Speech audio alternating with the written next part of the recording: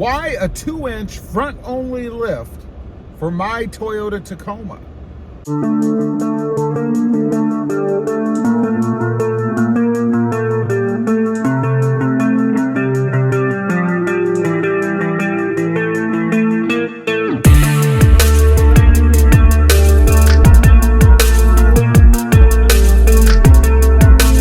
Well, good afternoon, everybody, and welcome back to Raw Motive. So why a 2-inch only front lift for my Toyota Tacoma? Well, I'm going to run through that. I'm going to tell you how the lift is doing and why I chose to go this route in the first place. But first, something funny happened to me this morning. I got in the Tacoma, and I haven't driven the truck for a couple days. It's been miserable weather here, raining, cold. It's 54 degrees, which is cold for where I'm at. So I just haven't really felt like going out and running around, just kind of staying in the house or in the garage where it's kind of warm. But anyway, I got in the truck and I went to start it up, of course, to back it out of the garage. Kind of have to do that to drive it, you know. And immediately I went to depress the clutch, except I don't have a clutch because this truck is an automatic. I still have urges, I guess, desires to press the clutch in the truck, even though I no longer have the manual Toyota Tacoma. So it's just kind of funny to me that I'm still doing that, you know, a few months after I got rid of the manual. Just kind of strange, and when you catch yourself, it's like, oh man, come on. But anyway, let's talk about the lift. You know, I've had several lifts on my Tacomas, and I honestly was disappointed with each one of them for one reason or another. Whether it was comfort, ride quality, the angle of the truck itself. In other words, I had a negative rake. I popped the front end up on one of them. Didn't really care much for that look.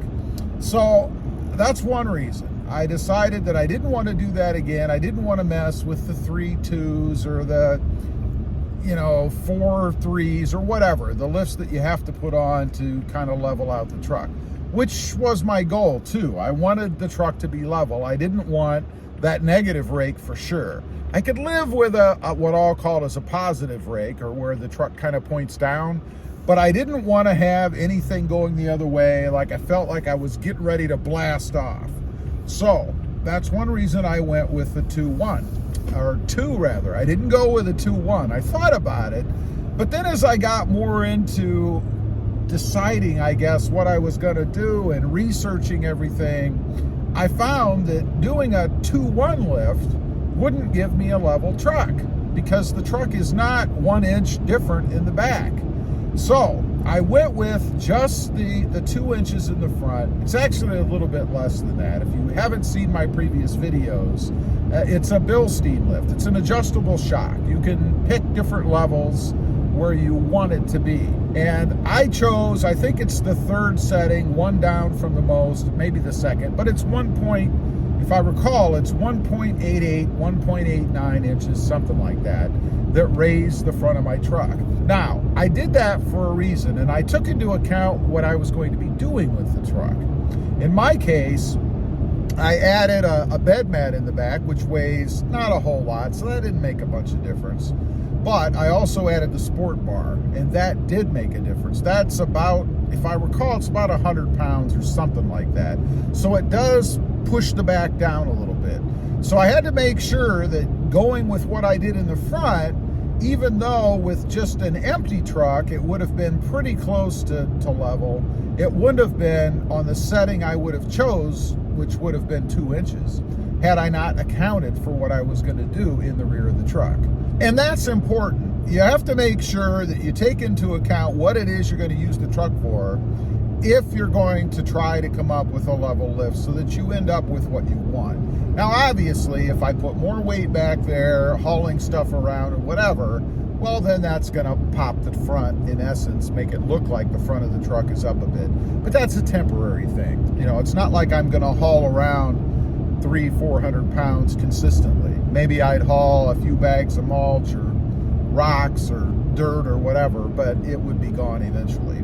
So that's the second reason. I wanted to make sure that I got as close to level as I could get without having to do anything to the back, because you don't need to do anything to the back.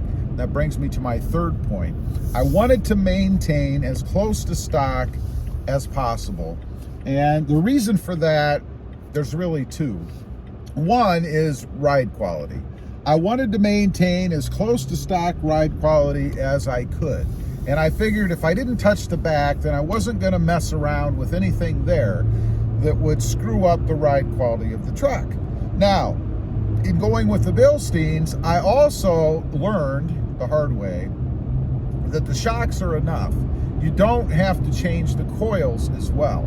And I really believe that was the big mistake that I made on my last truck, the Voodoo Blue truck, is that I went with the Bilsteins and I also changed the coils. And in changing the coils, I ended up with a much firmer ride in the front end. Something that I really didn't like too much. And I think it even led to a problem with the CV axle boot. I think because it was so firm in the front that when I hit anything, it was such a jarring motion that it actually ripped that boot. Not to mention the angle. That did have I think it was about a 3.5 inch, it ended up being, lift in the front. And I think it changed the angle of that CV axle enough that it put stresses on the boot area and tore the boot. Of course, that's a whole nother thing. That was a drag, but I didn't want to have that issue with this truck for sure. Now, I said ride quality. I figured that if I went with a 2-inch non-coil over, I would be able to maintain a pretty good approximation of what the ride quality was before I did anything. And I think I was right. This truck may be just slightly rougher in the front. And when I say slightly, I mean you're going to have to be really, really picky if it is at all. The good thing about this is I really don't notice anything when I'm going over firmer roads. I don't notice anything when I go over railroad tracks. It used to be in the other truck, when I'd go over a railroad track or some big dip in the road, it would really smack. It felt like, it would really hit. That's kind of what it felt like. You were just, and I didn't like that. It was a very uncomfortable feeling. And I always worried that maybe, I was causing other issues because it was so firm. And as it turns out, it seems that I was. So I think that this is the best setup that you can go for if you want to put bigger tires on. Now, you can't go crazy, and that's the fourth point. I did want bigger tires, but I didn't want to go huge. I didn't think I needed to go huge, but I wanted to give myself a little bit more room in the front because it doesn't matter in the back. I mean, unless you're putting tractor tires on or something, those big giant John Deere tires, it doesn't really matter. It's the front that you have to be concerned with. And I wanted to get it up high enough that I could go with the size that I did, which I think is a 265/70 R16. I don't recall off the top of my head, but there's plenty of videos that state what I did go with. And also the offset on the wheels. I did need to bring the wheels out a little bit because with just going with the lift alone, I could not have gone with the tire and wheel setup that I have right now without any rub. Because when you would go to a severe turn with a dip, I would get a rub right in the front and maybe even in the back of the wheel well. But the setup that I have now with the 2-inch only in the front is perfect. We're driving over the roughest road that I drive in right now. You can probably hear a little bit of noise. You can probably see a little bit of bounce, but I gotta tell you, it is nothing like it was when I had that 3.5-inch Bilstein coil over lift. So I do think this is the best lift. The reason I did it is because I didn't want to go crazy. I think for me, without going really high, I have found the nirvana as far as lifting goes, and I'm perfectly satisfied with it. And I highly recommend, if you're looking to do something like this that's just a modest lift so that you can put a little bit bigger tires on the truck, I would definitely recommend going this route because it is awesome. Anyway, I just wanted to get on here, give you guys a bit of an update. I'm very happy with what I have. Nothing would make me change it. It's just where I want it to be. So I just kind of wanted to let you guys know. I get questions about that once in a while. Anyway, leave a comment. Let me know. If you've gone with just a lift in the front, what did you go with? And are you happy with it? I'd be curious to know. Also, real quick, I do have 2 additional channels. Rob Motive FST, all about full-size trucks.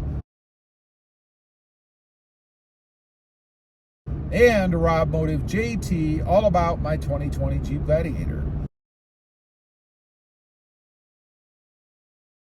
Check them out, and if you're interested, why not subscribe? Do me a favor, don't forget to click that notification bell so that you don't miss out on any upcoming videos, and smash that subscribe button on the way out. Thanks for watching. Stay safe out there. Bye.